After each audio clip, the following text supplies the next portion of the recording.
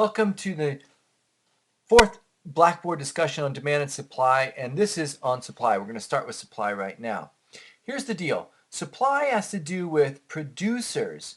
Demand had to do with consumers, but this has to do with people who make things. So here's a producer here, and he's got a factory way back here in the background, puffing out smoke, etc.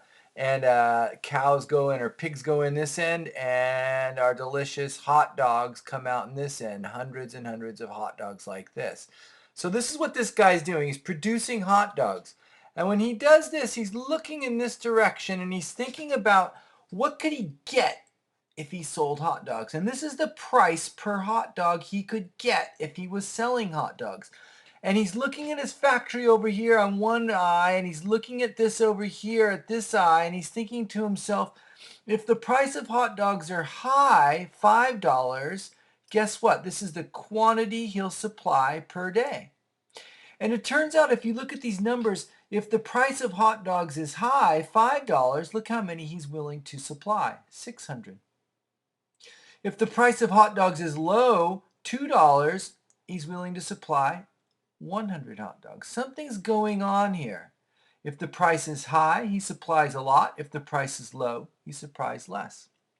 Here's one of the clues. First, when the price is a revenue, which it is, it acts like an incentive. That's what that word is. It acts like an incentive to production. This guy's going to make a lot of money if hot dogs are $5.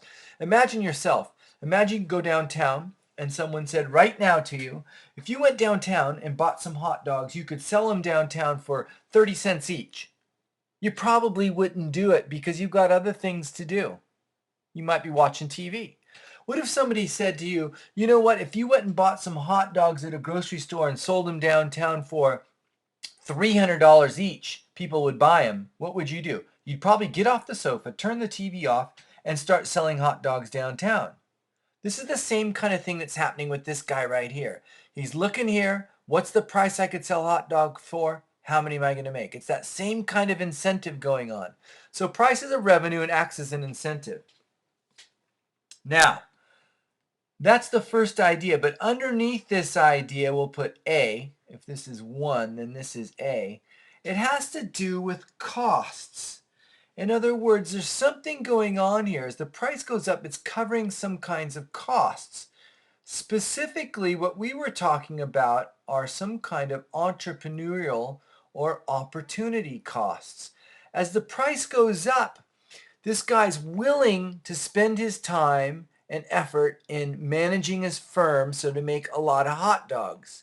He's willing to put in the time and effort. Otherwise, he might be playing golf.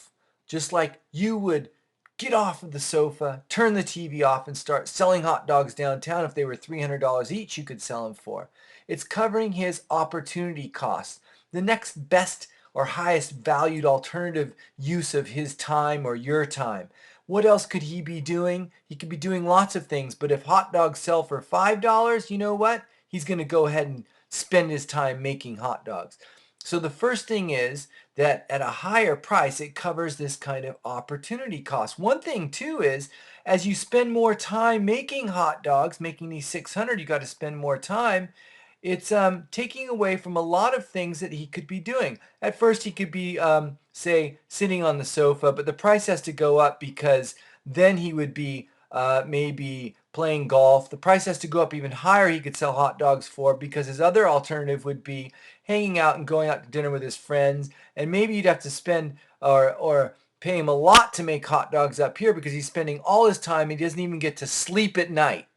So you'd have to pay him a lot to not sleep at night. So as the price goes up, it covers these kind of increasing opportunity costs. But there are other things about cost that you need to think about. And that has to do with certain kind of productive resources. So you have these resources that are making hot dogs up here somewhere. So you have factory workers and the pigs that come in this end, etc., and electricity and all sorts of things that go into making hot dogs. And the idea is that these resources can be added in here to make hot dogs. You can hire more and more people to make more and more hot dogs, but at some point they don't become more productive, they become less productive. Think about it. If you have a factory that's this big and you start adding people in here, at first their production goes up and they're very productive. And when they become very productive, they can make a lot of hot dogs. So it's not so costly to make hot dogs. But if you keep putting people in here, they start bumping into each other. They fall in love. It's hard to manage. Their productivity goes down and they have to work more hours and they're not quite as productive. So your costs start to go up. So this kind of resources aren't perfectly adaptable to all uses, but it's not just that. It's that resources at some point, there's a decline in productivity. There's diminishing marginal productivity is the word. It's pretty tricky. Diminishing marginal productivity.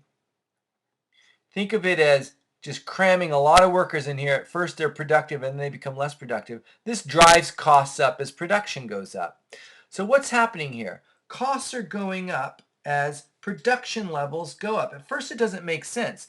Everybody kind of thinks that when you start to produce things, let's say 100 up to 1,000,000, you kind of think as you produce more, your costs start to go down. Let's put costs here.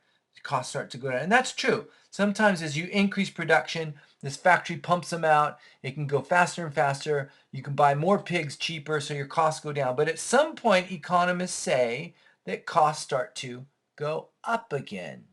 You put more and more people in there, there's higher opportunity costs, and costs start to rise. So at some point, sure, you have diminishing costs at some point. There's economies of scale, it's called. But at this point here, at some point, costs start to rise. And the supply curve in your textbooks and introductory economics is all about this part here, when costs start to increase. Okay, so the supply curve is a representation of this particular concept, and for some reason, it has something to do with costs. It has to do with this fixed size of this plant, and when you add variable resources, the marginal cost of successive units of output rises. So as your output goes up, the costs increase. That's this thing. Not only that, as your output goes up, your time increases and your opportunity costs of your own entrepreneurial skills increase. Next time, we're going to draw the supply curve. I'll talk about these costs again. Hopefully it'll make sense again. Make sure and get back there. It's worth it. See you there. This will all clear up. Promise.